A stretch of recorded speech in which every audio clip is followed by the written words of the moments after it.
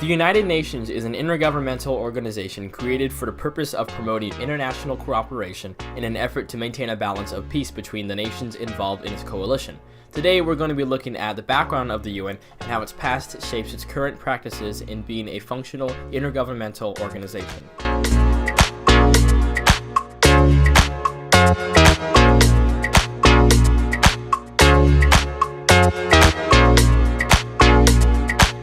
United Nations. The name describes itself.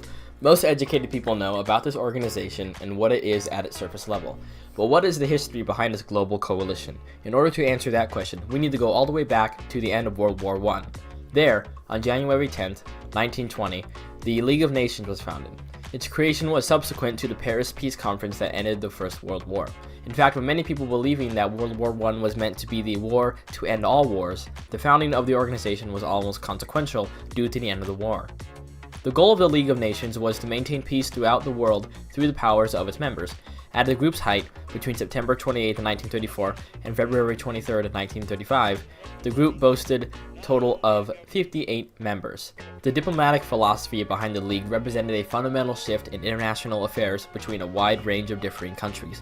However, the League proved inadequate in many situations after it had hit its peak in members. The first flaw was that it lacked its own armed force, and mostly relied on the powers of France, the UK, Japan, and Italy, which were permanent members of the League, to provide an army, create resolutions, and enforce sanctions on other nations.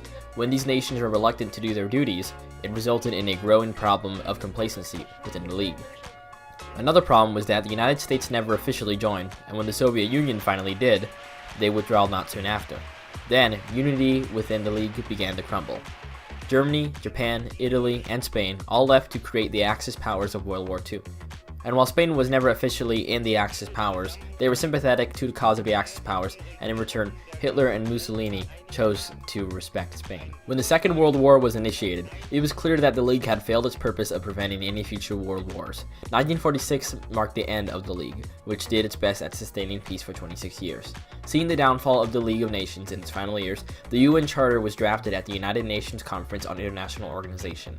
This was a convention of delegates from the 50 allied nations in World War II that took place between April and June of 1945. On October 24th of 1945, the UN started operating. As already stated, the failed organization, the League of Nations, was jettisoned next year. The UN was already off to a fast start in 1947. Only 2 years after its creation, the United States was in a Cold War with the Soviet Union. Korea was beginning to split, and the UN approved the creation of the State of Israel. The UN was created to be much more stable than the League of Nations. Learning from the mistakes of the previous intergovernmental organization, they created multiple subsidiaries of the UN that specialized in maintaining peace in specific regions and by different means, all of which will be covered in another video.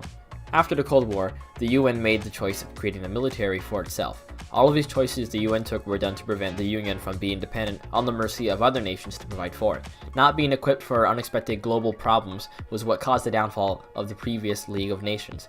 But just like the League of Nations, the UN has permanent members. These permanent members are sometimes referred to as the Big Five: China, France, Russia, the UK, and the United States. The organization also won the Nobel Peace Prize in 2001. The UN system is based on 5 principal organs: the General Assembly, the Security Council, the Economic and Social Council, the Secretariat, and the International Court of Justice. There was also once a 6th principal organ, but it has ceased operations since 1994. The background and functions of these organs in the UN will be covered in another video. But until then, now you know the history of the United Nations.